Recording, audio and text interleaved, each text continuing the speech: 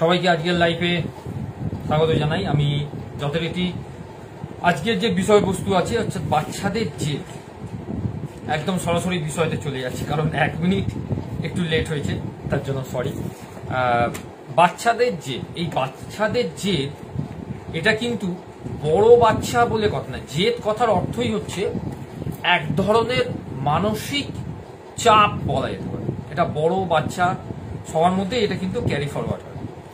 বড়দের মধ্যে জেদের কারণ অন্য থাকে, বাচ্চাদের মধ্যে জেদের কারণ আলাদা থাকে। বাচ্চাদের জেদের যে কারণগুলো থাকে সেই কারণগুলোর মধ্যে মনোভাবের একটা ব্যাপার থাকছে, অতিরিক্ত উত্তেজনার একটা ব্যাপার থাকছে, একঘেয়েমির একটা ব্যাপার থাকছে, কোনো কিছু জিনিসের প্রতি আঁকড়ে ধরে রাখার একটা ব্যাপার থাকছে।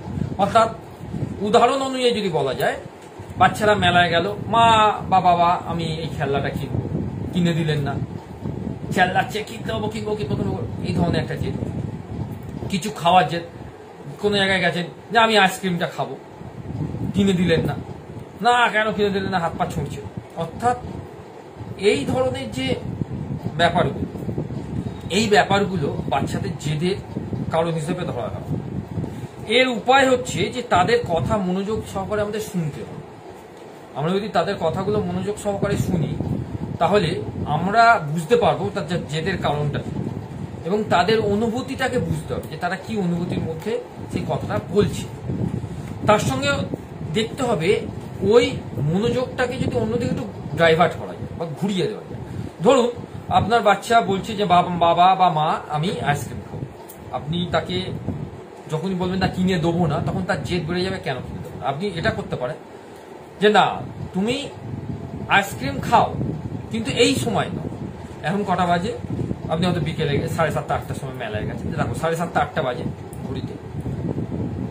তুমি যদি এই সময় আইসক্রিমটা খাও, তোমার এই সময় শরীরে গিয়ে সেটা হজম নাও করতে পারে, এরপর তুমি গিয়ে বাড়িতে খাবার খাবে, রাত্রে ডিনারটা করবে। তাই প্রপারলি টাইমে তুমি যদি আইসক্রিমটা খাও তাহলে বেটার হবে। আচ্ছা, তুমি আইসক্রিমের জায়গায় এই সময় তুমি অল্প একটু বাদাম খেতে পারো, ঝালমুড়ি টাইপের কিছু খেতে পারো, বা হালকা লস্যি টাইপের, যেগুলো ঠান্ডা জাতীয় লস্যি, অতটা নয় সেই রকম টাইপ। অর্থাৎ আপনি খুব কায়দা করে তার মাইন্ডকে ডাইভার্ট করলেন। যখন আপনি মাইন্ডকে তার ডাইভার্ট করলেন, তখন কিন্তু সেই বাচ্চাটা বুঝলো যে আপনি আপনার বাচ্চাকে বারণ করছেন না সেটা খেতে, উল্টে আপনি তাকে ভালো খাবারের কথা বলছেন। অর্থাৎ এইটা থেকে এই বুঝে যাচ্ছে যে বাচ্চাদের জেদের যে বিষয়বস্তুগুলো থাকে সেইগুলোকে মন দিয়ে শুনে আমরা যদি সেইটার উপর কাজ করি তাহলে বেটার হবে।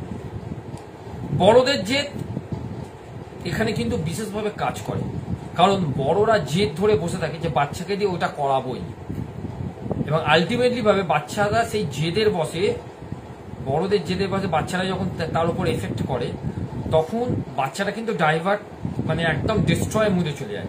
আপনার জেদ, অমুক ছেলে বা অমুক মেয়েটা অমুক বাড়ির, রায়বাড়ির, সেন বাড়ি বা পাল বাড়ির ছেলে বা মেয়ে, বা সে যোগা করে প্রচুর প্রাইজ আছে, আমি আমার মেয়েটাকে দিয়ে করাবো বা আমি আমার ছেলেটাকে দিয়ে করাবো।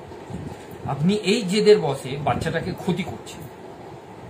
বা অমুক বাড়ির ছেলে বা মেয়েটা ভালো ড্রয়িং করে, অমুক জায়গায় ড্রয়িং এ ভর্তি হয়েছে, আমি আমার ছেলে বা মেয়েটাকে যে ড্রয়িং এ ভর্তি করে অনেক প্রাইজ আনবো। প্রাইজটাই কি শেষ কথা? আপনি যে মেন্টাল প্রেসারটা দিচ্ছেন সেটা তো শেষ কথা নয়, সেটা তো হচ্ছে না, কোনো না কোনো কারণে সেই জায়গাটা কোনো না কোনো ভাবে ব্লক হয়ে আছে। অর্থাৎ এই মেন্টাল প্রেসার আপনার বাচ্চাটা কতটা ভালোভাবে নিচ্ছে সেটা জানা দরকার। যদি আপনি জানতে না পারেন তাহলে বাচ্চাদের মধ্যে একটা ট্রমাটাইজড হয়ে যাবে ব্যাপারটা। আপনাকে মাথায় রাখতে হবে যে বাচ্চাটার যে জেদ, তার জেদের সঙ্গে আপনার জেদ যেন মিলে না যায়। আপনি জেদের বসে বাচ্চাটাকে একটা জোর করে খাওয়ানো, জোর করে পড়ানো, জোর করে নাচ শেখা, জোর করে গান শেখা, জোর করে ড্রয়িং শেখা, জোর করে যোগা শেখা, সব এতে দিয়ে দিলেন, কিন্তু আলটিমেটলি ভাবে বাচ্চাটার কথাই আপনি শুনলেন না। তাহলে কিন্তু বাচ্চাটা যত বড় হয়ে উঠবে তত জেদের পরিমাণটা আরো বেড়ে যাবে। এখানে ক্ষতি হচ্ছে আমাদের। এখানে আমাদের এই যে নিউক্লিয়াস যে ফ্যামিলিগুলো আছে, নিউক্লিয়াস ফ্যামিলি বলতে স্বামী স্ত্রী দুটো বাচ্চা, বা স্বামী স্ত্রী তার ঠাকুমা আছে এবং দুটো বাচ্চা, এইরকম ধরনের, বা দিদা আছে বা দাদু আছে, এরকম ধরনের, এগুলোকে নিউক্লিয়াস ফ্যামিলি বলা হয়। এই ফ্যামিলিতে এই বাচ্চাগুলো খুব ক্ষতি হচ্ছে। এবং আমি একটা খুব আশ্চর্য একটা জিনিস লাগছে আমার, খুব মানে আশ্চর্য এই কারণে, জেদের এই ব্যাপারটাতে, গার্জেনদের জেদের বসে বাচ্চাদের কোথায় ক্ষতি হচ্ছে তারা নিজেরাও ধরতে পারছে না।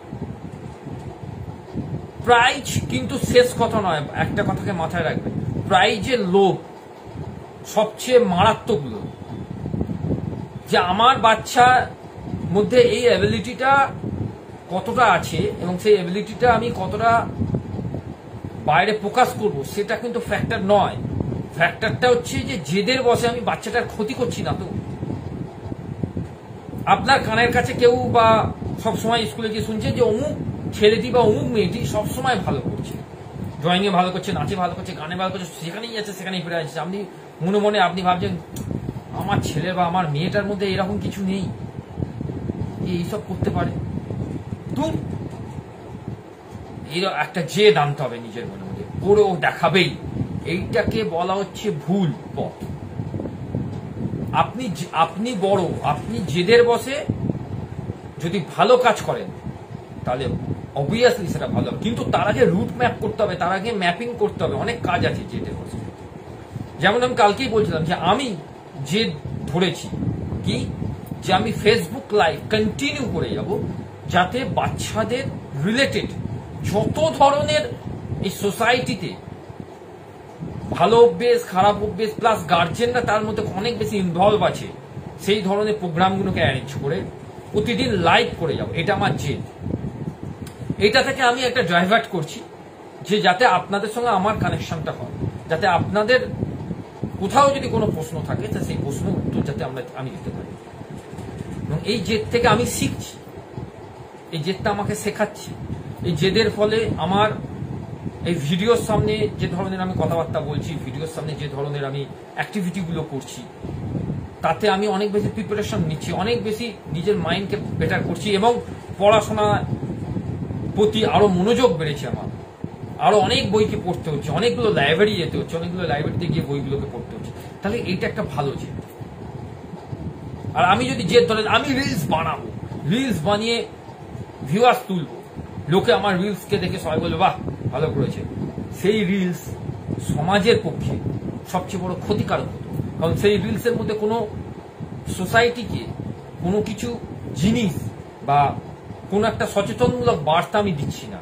আমি আমার ফায়দার জন্য সেই রিলস বানাচ্ছি, যে রিলস একটা সময় পর আমার কাছে কন্টেন্ট নেই, জিরো কন্টেন্ট, ডাউন, এবং আমার মোটিভেশন জিরো।